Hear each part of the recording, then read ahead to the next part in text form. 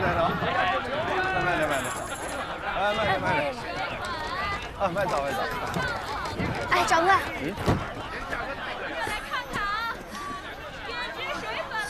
掌柜，我这是珠宝废料，有青金，有云母，就是都能验货。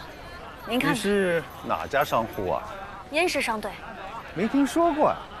燕氏商队是从西域行经而来，我们刚在合浦、崔氏购了一大批珍珠，我们的货肯定没问题。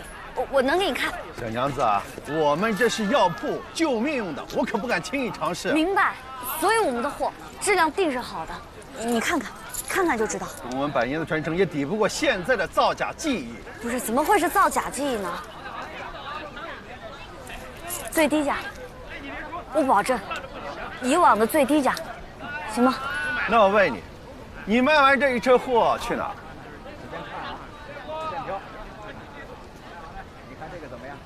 这我不知道。那如果这货有问题，我找谁去啊？去哪儿找啊？货不可能有问题，掌柜，真的。我们要做以往都有自己的供货商户。我若是收了你这一车货，他们送货来，我该如何交代啊？小娘子，你还是走吧。不是，掌柜。走，赶紧走！都说了，你这生意我们做不了，马上走吧，马上走。走吧，不做你生意。不是那个，不做你生意，快走！走！真是的，以后不要再来了。客官来，里面请。小物件嘞，客官来看看嘞。香囊挂件，小物件。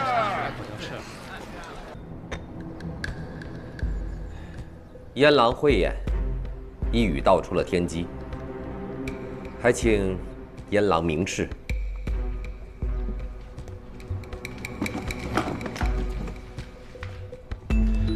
这是我家郎主从西域带回来的财宝，请大家品鉴。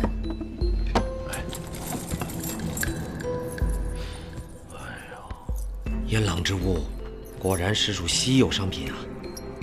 在下开眼了。这些呢，都是送给大家的见面礼。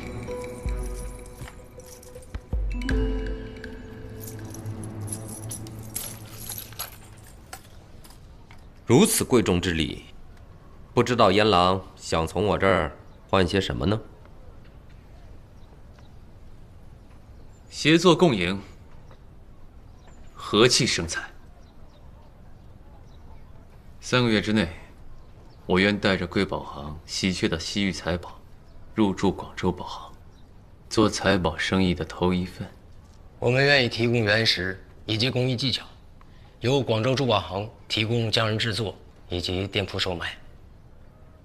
怎么分成7-3。燕郎好大的胃口。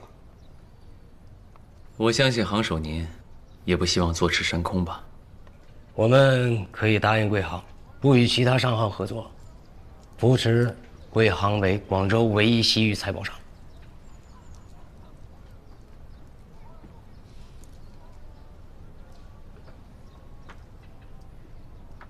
好，我答应你的条件。不过燕某还有一事相求，家母生前十分喜欢合浦南珠，过几天就是她的忌日了，还希望您能帮我筹措一些，当然要最好的。燕郎放心，潘某定为你筹措到。多谢。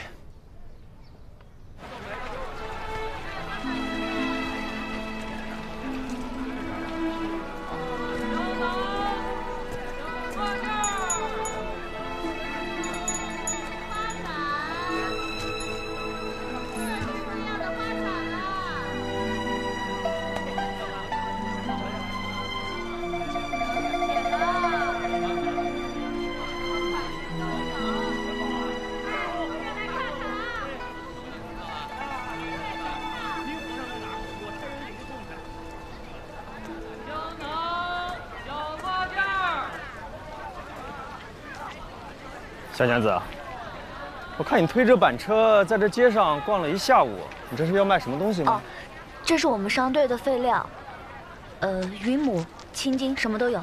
本地的药材铺不收我们流动商户的货。这些商铺的供货商啊，都是一些本地的熟人。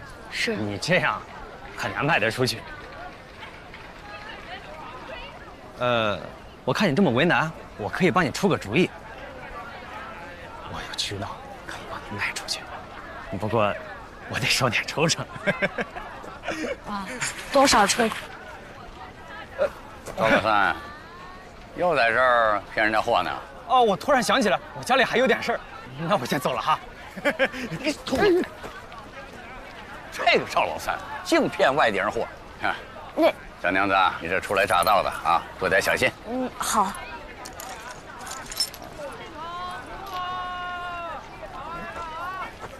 这是我们商队的饲料，是想卖给药材铺的，本地的都不收。不错呀，你这儿有多少货呀？这有200多斤。哦，在下无忌生药铺掌柜。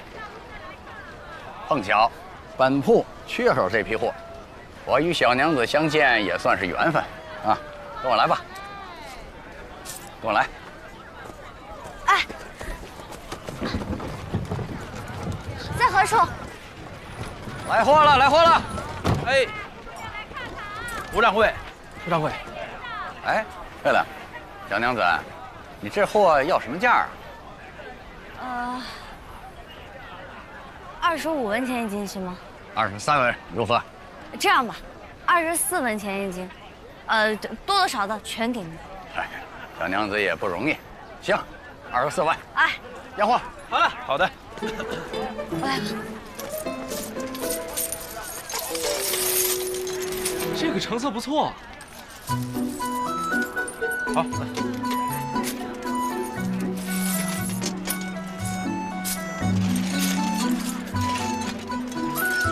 好，吴掌柜，总共是202斤，多出2斤，那算小娘子送我的啊。拿走，拿走。好，好，那后边卸货。好嘞。车我一会儿来取啊。哎。小娘子，你看这是啊，这是飞钱。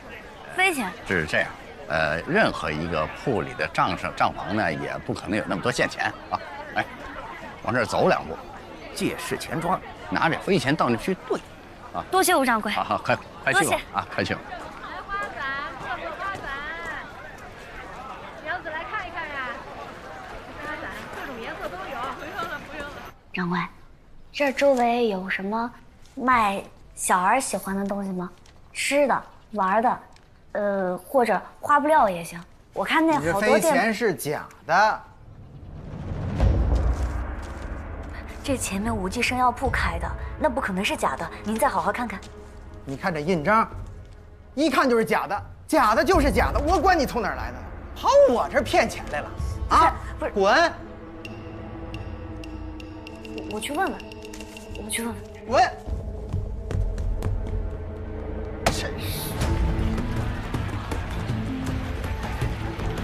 吴掌柜，吴掌柜，喊什么喊？吴掌柜在里面会客，小娘子有什么事吗？我找吴掌柜。啊！你我找吴掌柜。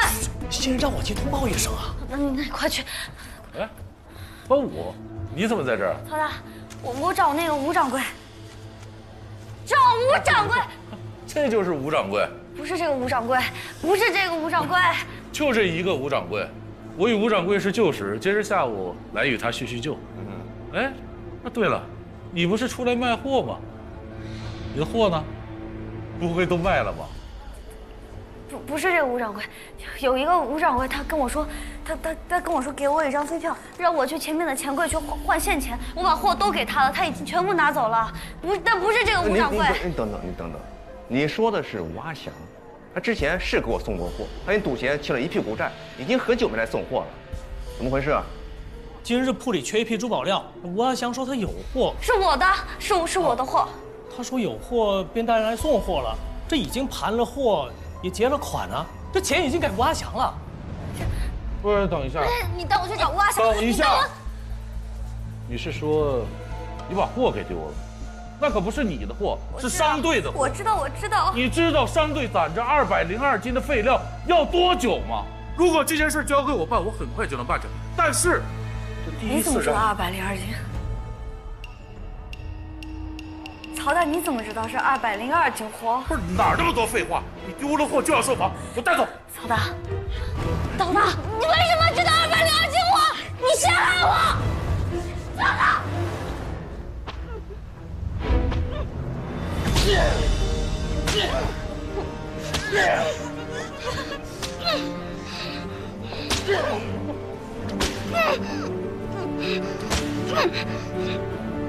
报告郎主，尸变已打完。因小利而吃大亏，盲目自信，听信他人，乃伤人大忌。从今日起，你就滚回底层，继续做你的利人。蝼蚁只配任人宰割。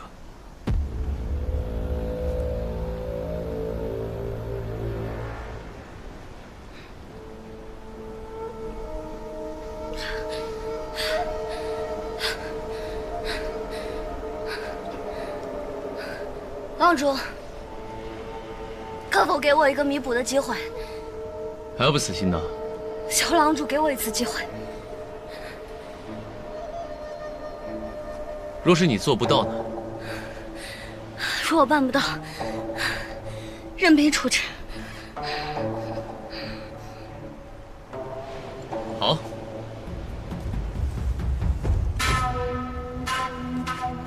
明日酉时之前。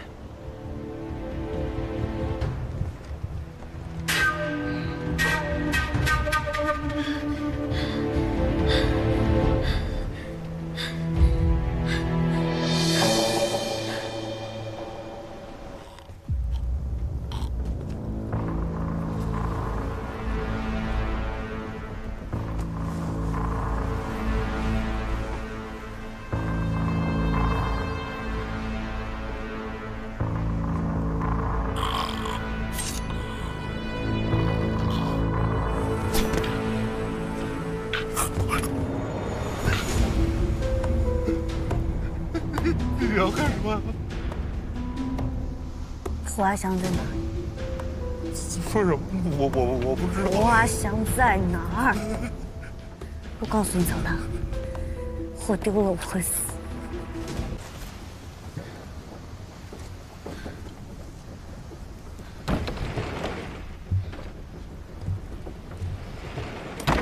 你这丽人可是在寻我？黄总师，200斤分料，之前所说的，16文钱一斤，4000分。哎呀，你还真拿回来了！嘿，你这小丽人可真是了不得呀！4000文，这是3200文，多的我拿走了，那是我该拿的。嘿，账都算得这么清楚，有前途。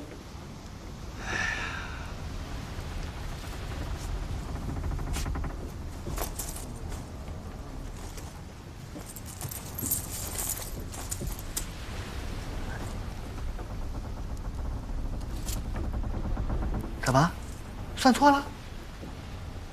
没有，庞总师算账，怎么会错？斗嘴的样子都给废了。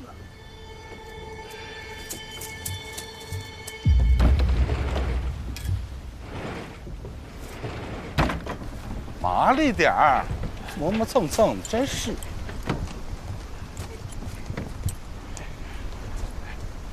钱我拿回来了。来，胡阿祥我绑在3七元了，需不需要给你带回来？你之前说的，我说话比你算数。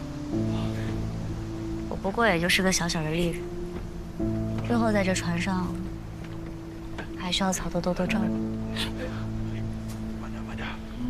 开条件吗？让丽人上岸。慌！你知晓这船上有多少丽人？全都上了，郎主非要了我的命啊！船上丽人78人，分3班轮休。轮休时候记名上岸，互为监督。郎主仁慈，让丽人们吃得好，住得好。丽人们流落在外，无户籍无法生存，为何不回来？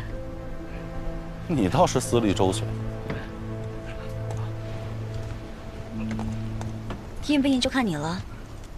不过我可提醒你，处心积虑爬得入京，别被一个吴阿祥绊了脚。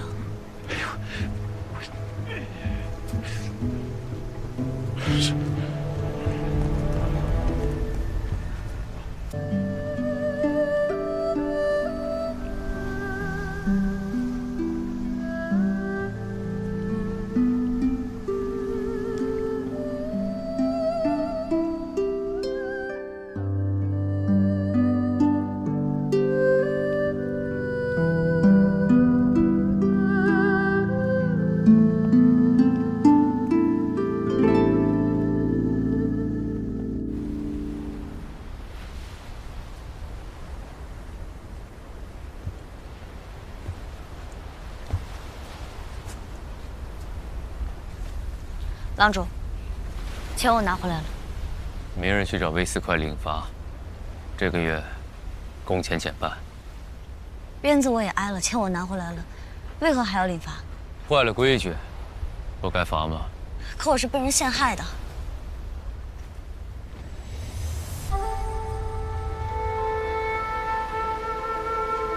你知道？是有如何？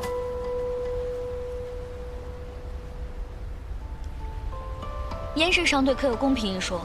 此事本就是你主动去抢了曹大的生意，又因为你行事不够谨慎，差点害商队受损，错不在你吗？不该罚。所以郎主对曹大不罚不说，此事就这么过了。我燕氏商队的规矩就是人尽其责，物尽其用。就算曹大是魑魅魍魉，但他只要帮我办了该办的事儿，我就会用他。还有你刚才说公平，想要公平的话，就动动你的脑子，好好想想怎么让自己变成有用之人。那个时候，你才有资格谈公平。这就是这个世道的规则。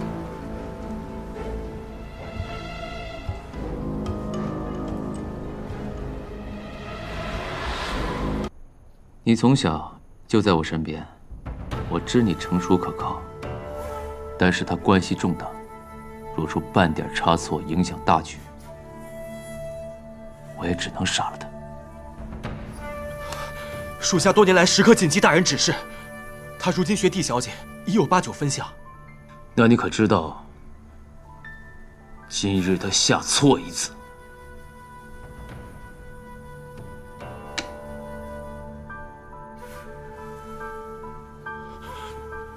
属下每日督促他学习也很是勤勉，只是他的悟性终究不如帝小姐。无妨。若他棋艺不精，以后便少在人前坐骑。是。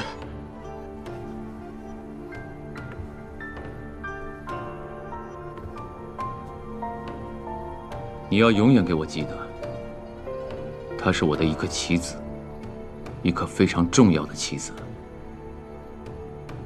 我不允许任何人破坏我不好的局。属下铭记在心。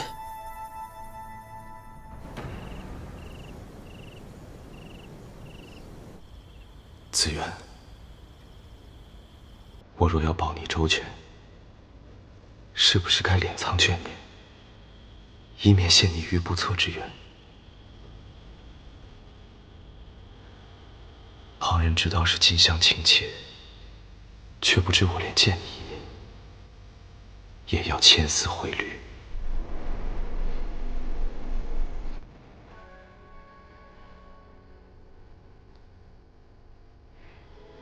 你等了10年，我送你一个如期归来的弟子渊，你可还满意？会不会失望？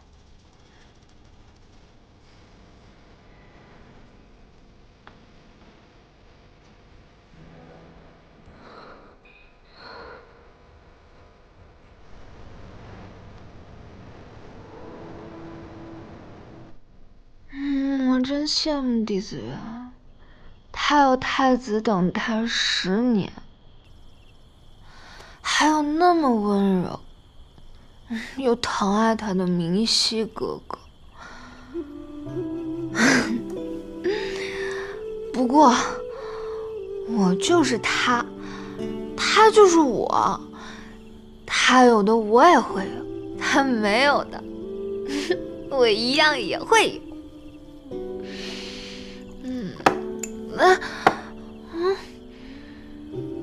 你喝多了。母亲，你也喝一杯。我第一次喝酒，原来这酒这么好喝。你别喝了。母亲，我尝过了甜，就不想再吃苦了。我想成为真正的弟子园，大晋的太子妃，京城中最让人羡慕的女子。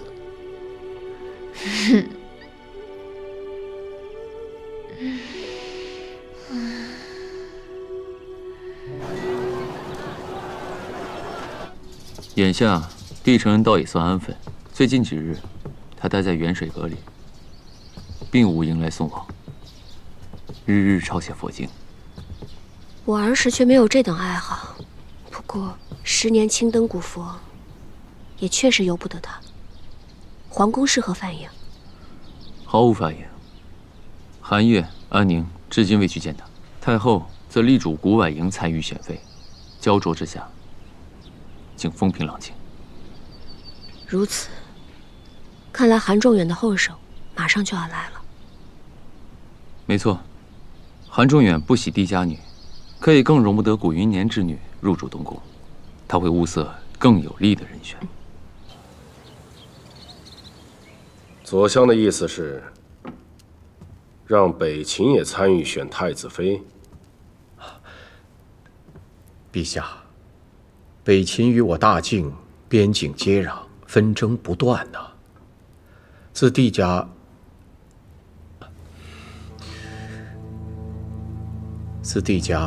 勾结北秦，全族被诛之后，我大晋与北秦通商交好，使得边境安宁。可只不过什么？依臣所知，北秦自前年起旱灾严重，边境纷争复有加剧。若此次能借太子选妃之事，缓和两国邦交，避免纷争，对我大晋及子民，未尝不是一桩好事。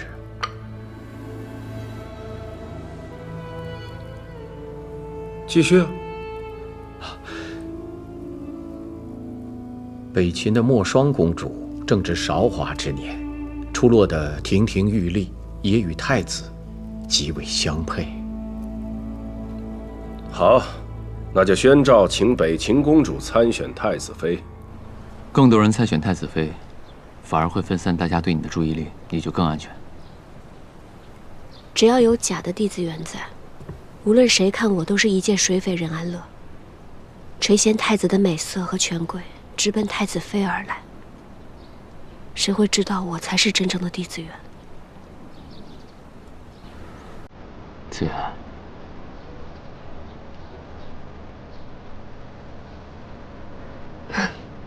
子源，弟子源这个名字如今听起来如此陌生，依稀哥哥。但这名字让我想起我们小时候在靖南的日子。子源，你还记得靖南的长丝花吗？是我父亲为母亲种的花，小时候花园里看若漫天繁星，只是入这京城之后就再未见过。复仇只是事关8万人的清白，我们如履薄冰，战战兢兢，既不知成败，也不知此生命归何处。至于这长丝花，更是不知何时才能再见到。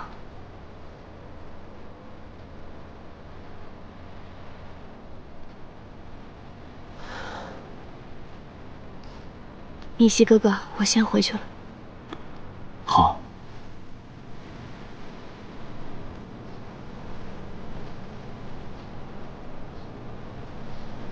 子远，小时候你问我，是地家的人还是你的人，我的心意从未变过。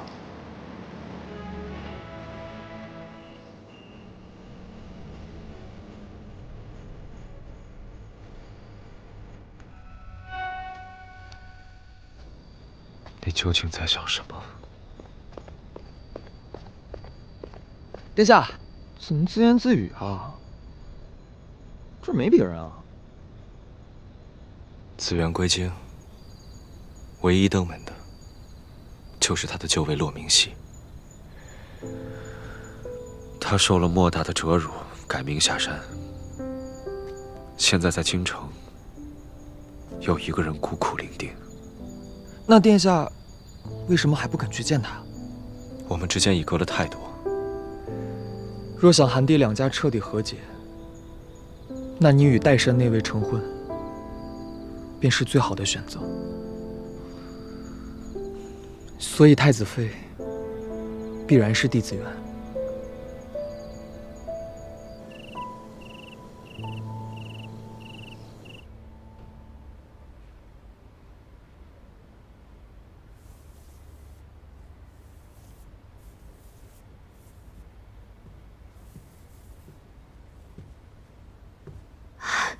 太后可是有消息，要宣我入宫了。你抄再多的佛经，也是讨不到太后欢心的。我既不是权倾朝野的忠义侯之女，也不是金尊玉贵的北秦公主。一个罪臣之女，除了能诵一些自己手抄的佛经之外，还能如何？过去的旧事，今日可温习过了？背了10年，早就熟记于心了。连与他最亲近的骆明熙，不都没有起疑吗？朝堂中人深不可测，你切不可掉以轻心。母亲，我知道你是为了我好，我抄完这份便去背。如今太子殿下非我不娶，与他自幼交好的骆明熙也对我照拂有加，只要我讨得陛下和太后的喜爱，太子妃之位就非我莫属了。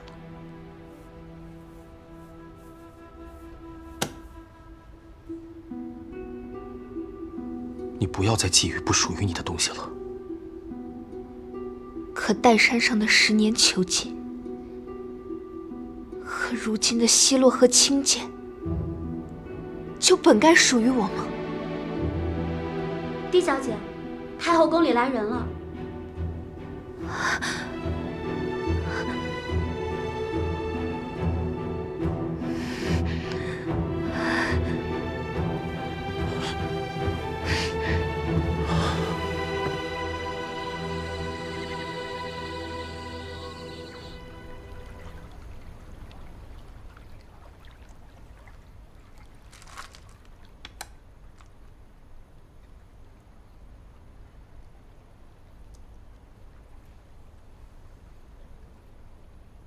这一局你的棋逢轨道，虚虚实实，下得不错。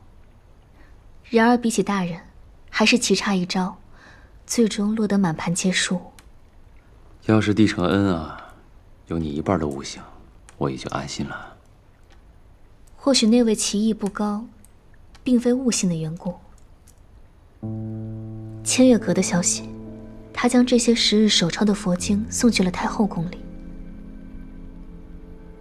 那这么看来，他所图的不仅是自由。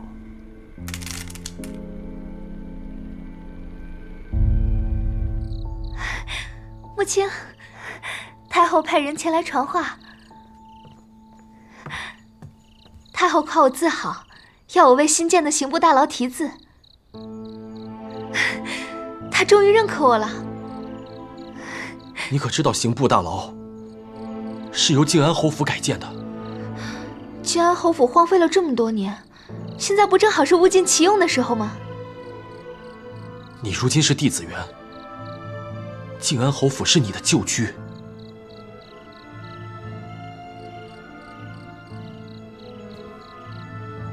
想当太子妃的时候，我不是弟子缘；想题字的时候，我又是他了。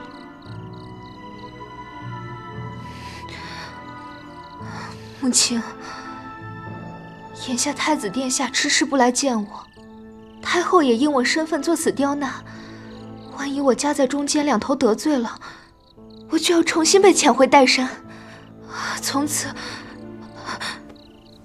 我就永无下山之日了。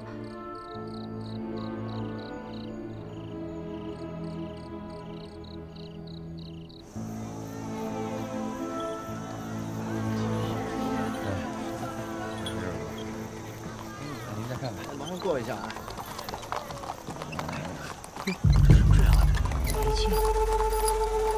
将军，你怎么了？北秦人来了。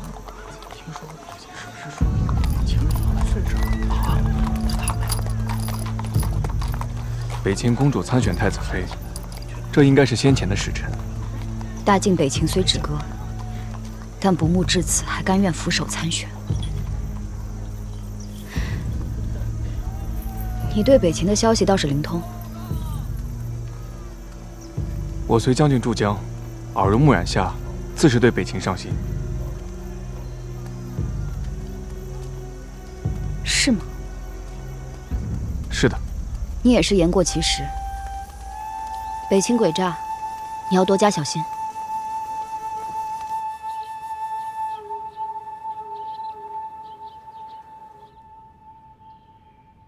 听闻他病了，你还推脱，不肯见他一面。你对他也是狠得下心呐。你觉得他是真的生病？靖安侯府改建让他来题字，如此作践于他，相比改名有过不及。所以如今朝臣上奏，此事算是暂且结果。只是若非子元非要给太后送些佛经，也不至于引火烧身。不过我是没资格说什么。当年若不是我将帝家旧件献给陛下，如今我哪有资格坐在这儿跟你促膝长谈呢？是不是？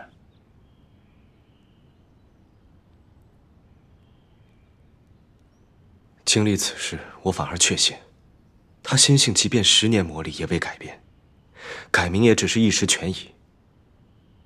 他到底是不能跟这弥天血债和解。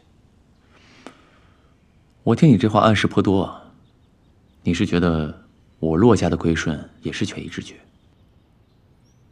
并非真心实意臣服于当今的陛下吗？你我皆是局外人，与他的亲历，岂可相比？看来殿下因此怯于见他。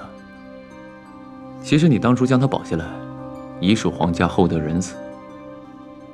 如今倒实在不必将太子妃允诺贯彻到底。骆明熙，你在激我。我对子元从来不语，只是眼下他已归京，我更需筹谋周全，好保全他的太子妃之位。如何去做？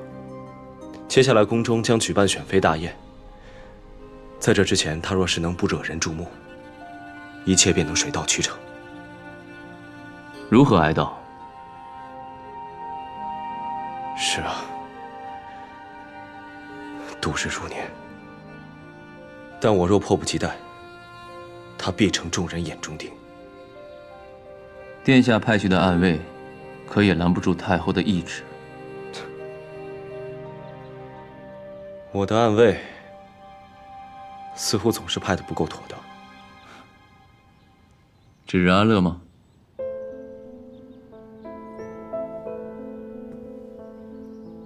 你怎么知道？我怎么知道？你既对北秦求亲置若罔闻，又不去看子元，你心念着被一钩记起的，不就是他吗？骆明熙啊，骆明熙，凡俗之情，离太子妃之位总是最远。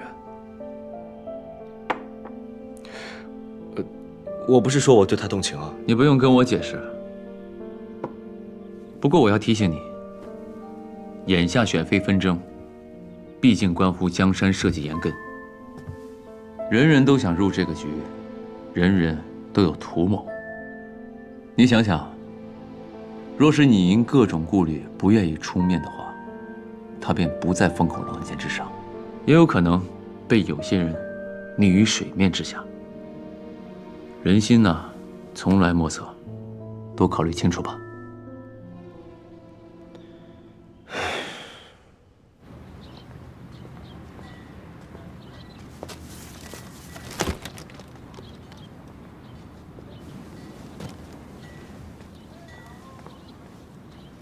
日头这么烈，骆明熙，你大可不必送我。是骆大人。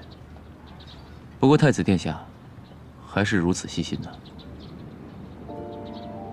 这京城向来此时日光最烈，今年看来又是干燥苦寒一起扎堆到来，但此时却是靖南长刺花开的最好时节。靖南从无严寒，不似京城，只是你我常年身在此地，也早应该习惯了。你这几日记得添衣。有劳挂念。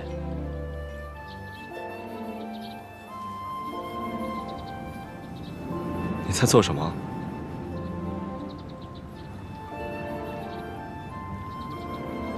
起风了。看来这京城的风波漩涡，比想象中来的还快。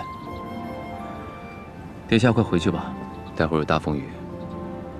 请。伞给你了，记得还我啊。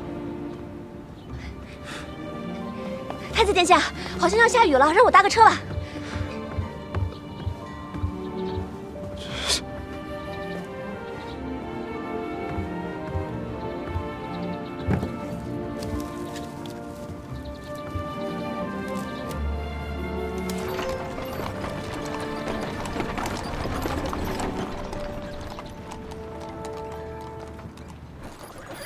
殿下，你刚迎来帝小姐，眼下又多了一位北秦的太子妃候选人，可是欢喜的紧啊！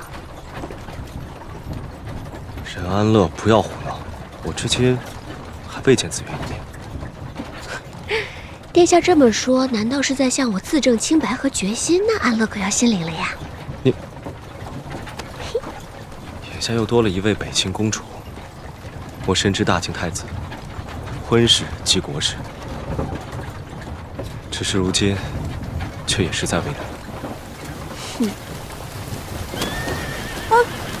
哎呦，好大的雨啊！哎呀，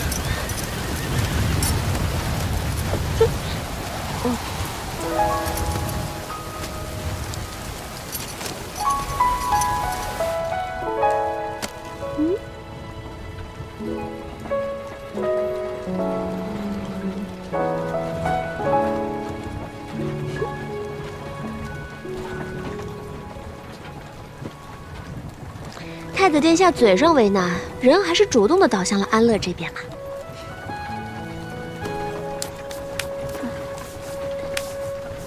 把水擦干。我是怕你因风雨着凉，大理寺事务无人打理。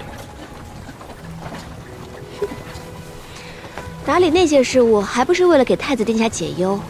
你既为难，那不如让解百忧的安乐搭把手。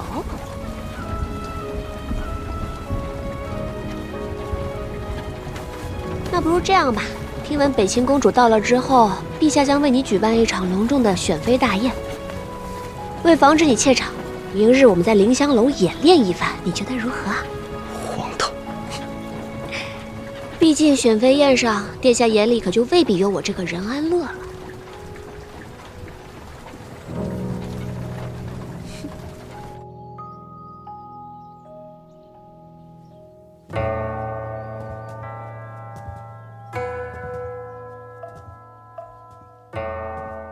又一年了，若不是这幅画，哀家都快忘了你的音容笑貌了。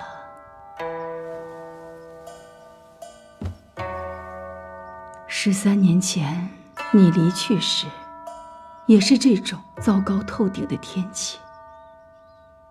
当时我就在这里苦苦的等，谁知道等来的却是你的遗照。如今连帝家孤女都下山了，你是不是想让我善待她？为了帝家那个女人，你一向最是偏袒他们，可你从未惦念过我一分。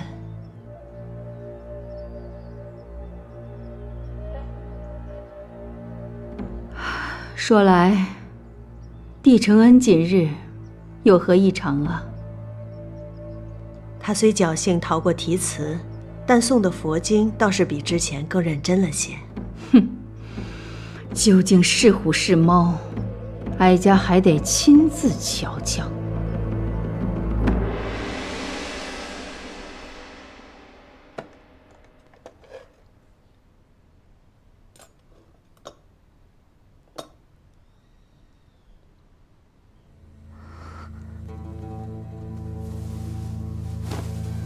这是什么？难道有人潜入我房中？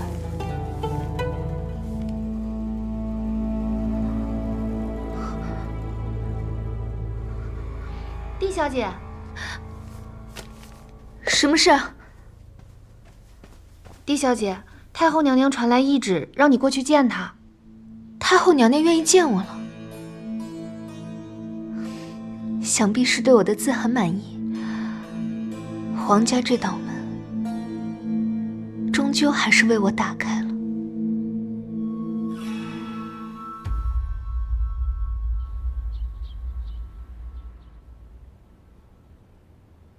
皇祖母一定会为难紫渊的。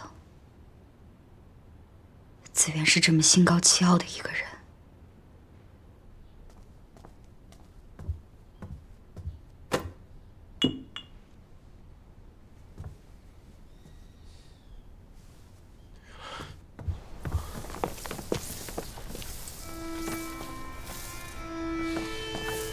帝小姐呢？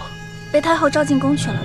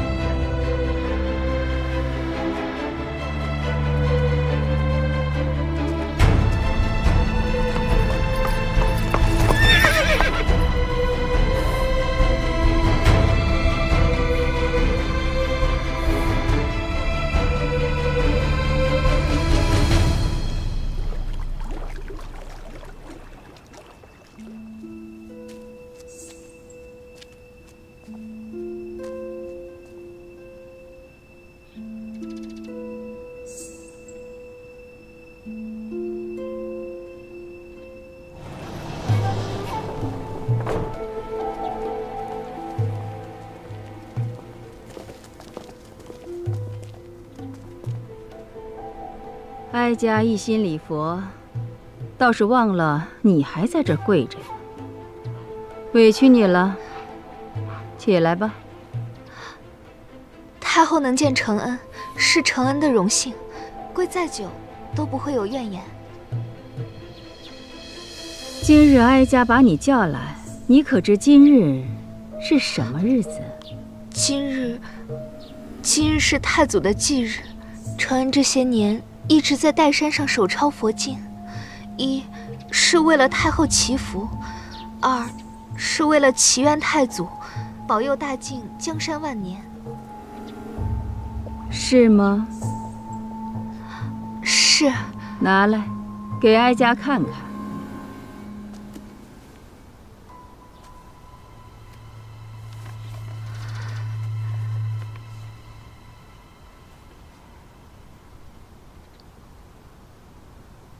帝家谋逆，论罪当诛。陛下能留承恩性命，承恩心存感激。你真的是这么以为的？是，帝家的罪孽，承恩只希望用余生能还清一些。哼，你这孩子倒是懂事啊！看来这岱山的水土，确实是比靖南的水土要养人呢。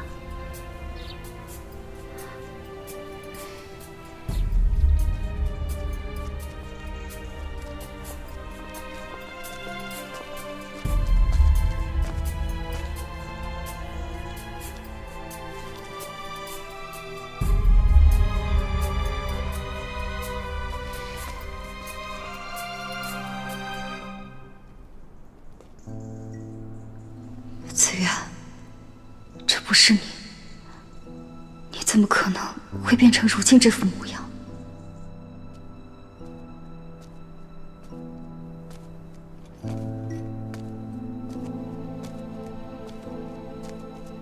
将军，你在这里守了1天，发生了什么？您为何如此失神？我亲眼看见他对太后卑躬屈膝。他本不应该回京的，他不知道要面对什么。将军不必过于忧心，太后到底是后宫之主，行事……冷北，你不了解太后，也不知道她曾经都做过些什么。我自幼长于她膝下，可如今连见她都不愿，不敢。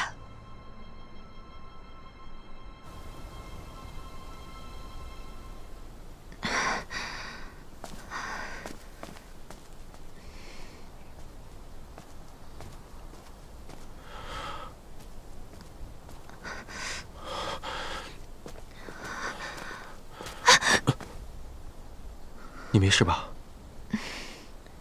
无妨，只是在太后寝宫外跪得有些久了。先进屋吧。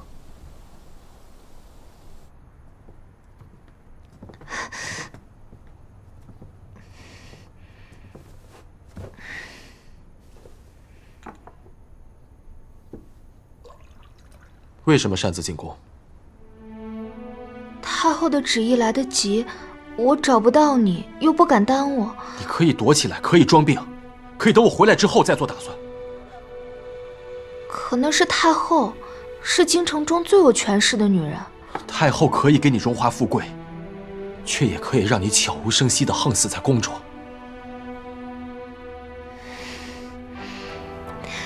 那就算我受伤了，不是还有你保护我吗？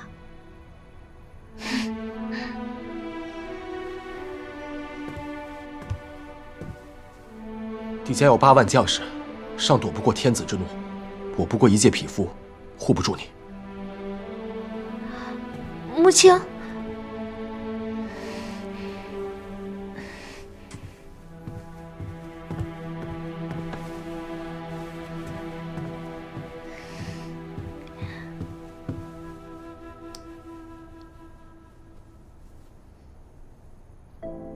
母亲，我入京时看到别的侍卫剑上都有这个，我就想，别人有的东西，你也要有。你每日深夜才睡，就是为了编织此物？我身世孤苦，直到上了岱山遇见了你，才算是有了亲人。我病了是你照顾我，我想摘挂到树上的风筝，是你背着我。就连我第一次来月氏，害怕的不知所以，也是你安慰我。我不知京城有多大多危险，但在我小小的世界里，你就是无所不能的英雄。母亲，我可以一直依靠你，对吗？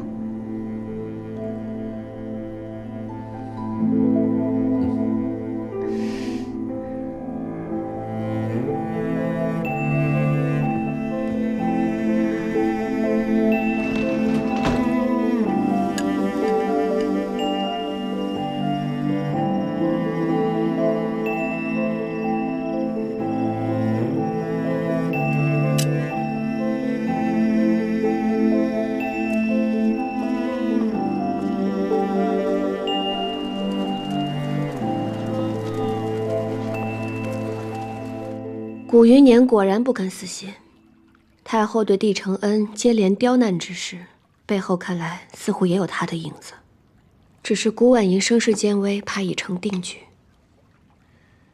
那是因为他在选妃乱局之中早无优势，哄得太后支持又如何？牵扯到国本之事，那韩仲远必然会慎之又慎。若非北秦公主参选，他说不定更忠于你。可韩仲远却净做官虎斗，将压力和纷争都推给他人，倒是为难了那位好储君。因此，我约他明日赴宴，再试他一试。这个，不妨先熟悉一下如今各朝臣的动向。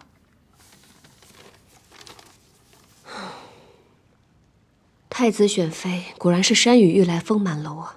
这些动作，包括左相，本不足为道，但却可能逼得帝承恩去铤而走险。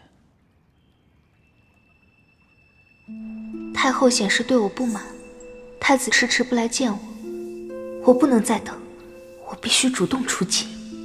今日我需出门一趟。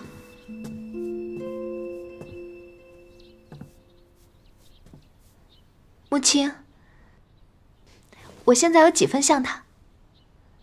形似，神却不似。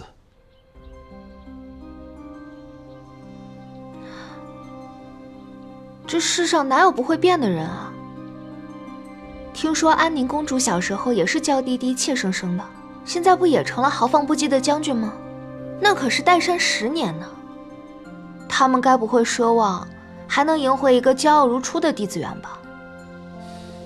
无论如何，你踏出这扇门要面对的不是我，你自己要小心。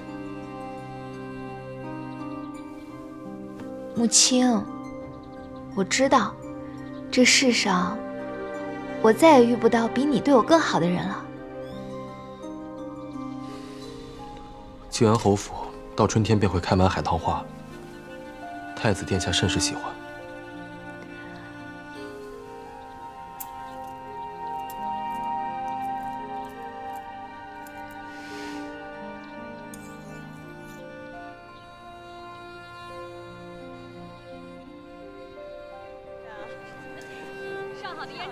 殿下，帝小姐都已经下山了，你为何还要继续收帝家的东西啊？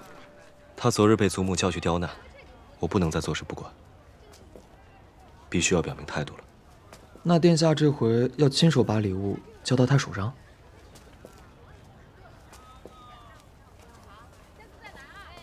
殿下，帝家家主的字画被一位姑娘看上了。姑娘？不会又是安乐姐吧？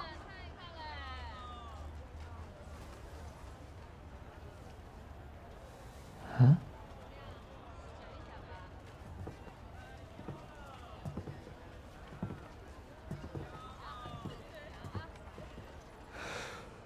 冒昧打扰，此物对我来说意义重大，不知姑娘可否将它相让于我？此字对我来说也意义非凡，乃是我姑祖母亲笔所书。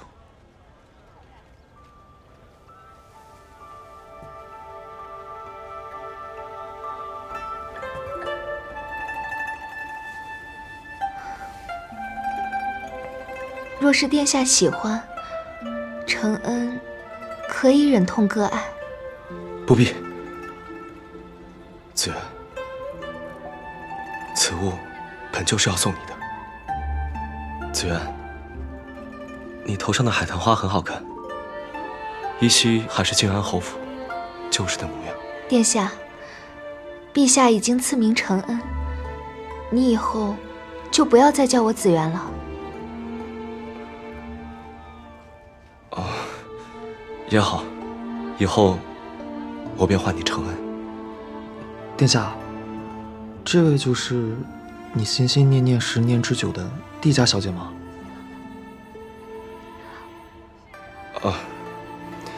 这是温硕，你们之前从未见过。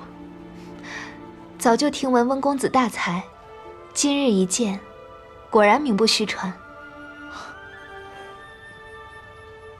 殿下，要不你们先聊，我在外面候着。好。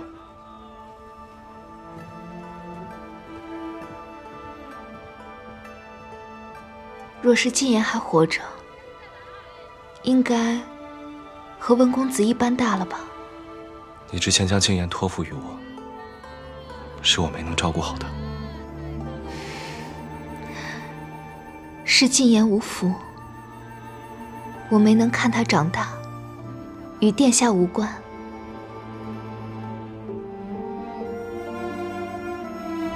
但寒夜，如今帝家只剩我弟子元一人，你认为我还能当你的太子妃吗？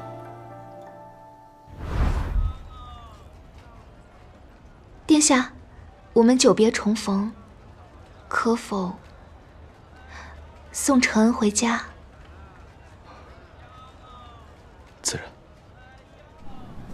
殿下慢走。殿下，您可算出来了。安乐姐他们怕不是在凌香楼等着急了，咱们赶紧过去吧。殿下，今日难得见一面，承恩已是心存感激。若是殿下有事，承恩便不再叨扰。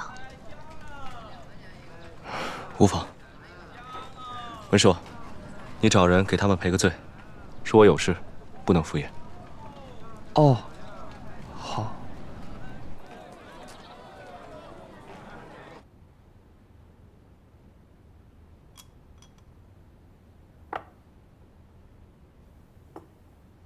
太子哥哥平日从不迟到，怎么今日去采薇轩去了这么久？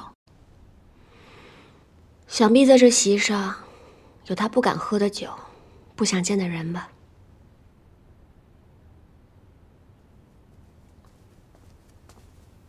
大人，太子殿下今夜不来了。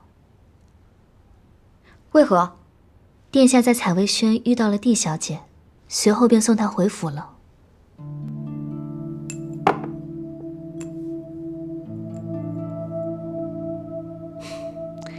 看来我猜的没错，原来在这采薇轩才有殿下想见的人呀。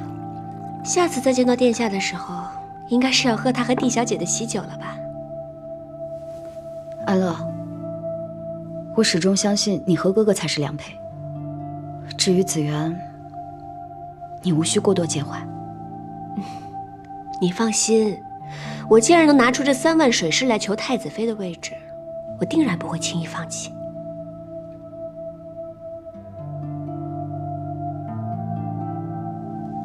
今日有些乏了，这酒留着下次再喝。好。殿下，刚见到的那位真的是你口中常提起的帝子元吗？我怎么看着不太像啊？他的眉眼确实是记忆中紫元的样子，可他的性子竟让我生出陌生的荒谬之感。跟安乐姐一对比，是不是更显得她不合殿下眼缘？荒唐！文硕，你最近可有想起小时候的事情？小时候啊，我小时候染过一次风寒，去了半条命。在那之后，我5岁之前的事都记不太清了。我只知道后来遇到了殿下。记不得就算了，以前的事无关紧要。那既然是无关紧要，为何殿下迟迟放不下帝小姐？